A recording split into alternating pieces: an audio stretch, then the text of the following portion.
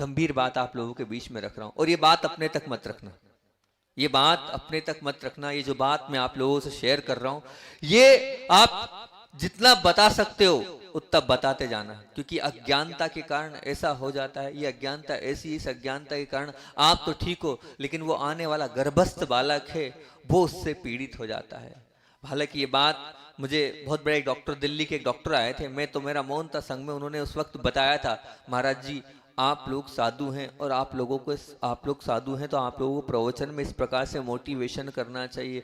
बोले report, medical की report बोलती है 80% बच्चे जो विक्षिप्त हो जाते हैं, ध्यान से सुनना, जो बच्चे विक्षिप्त हो जाते हैं और जो बच्चे बहरे और क्या बोल नहीं सकते, गूंगे हो जाते हैं, बोले उसमें कारण ये है कि जब गर्भस्थ बालक गर्भ में आ जाता है उसके बाद अगर आप अब्रह्म करते हैं, मैथुन सेवन करते हैं, तो उस बच्चे पर उसका प्रभाव पड़ता है और वो विक्षिप्त हो जाता है। उसमें माता पिता की गलती होती है।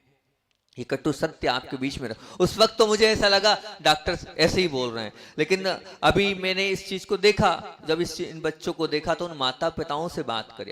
अभी 4-5 माता पिताओं से मैं मिल लिया। एक बच्ची मिली थी जो बोल नहीं सकती थी, सुन नहीं सकती थी, उसके पिताजी से बात करी, बोले हाँ माँ जी सत्य है।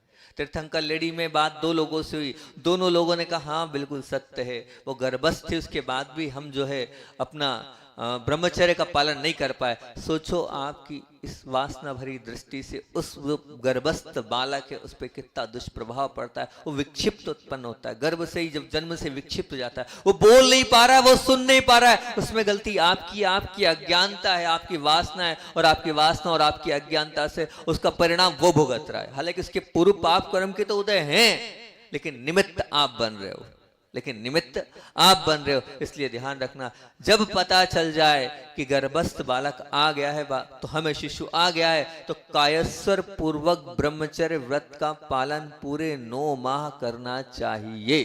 इस बात को आप बिल्कुल अपने दिलो दिमाग में फिट कर ले कि नहीं करना है, और इस बात को आप सबको शेयर करें, इसका कारण बताएं कि आप तो कर रहे हो लेकिन उसका दुष्परिणाम उस बालक पर पड़ेगा जो गर्भ में है। एकदम सत्य घटना बता रहा हूं। 5 लोगों से अभी चर्चा करी है मैंने, 52 गजा के बाद ही 4-5 लोग मिल चुके हैं और उन्होंने एक्सेप्ट किया है कि हाँ सत्य है ये। तो ये, और जो मैंने उनसे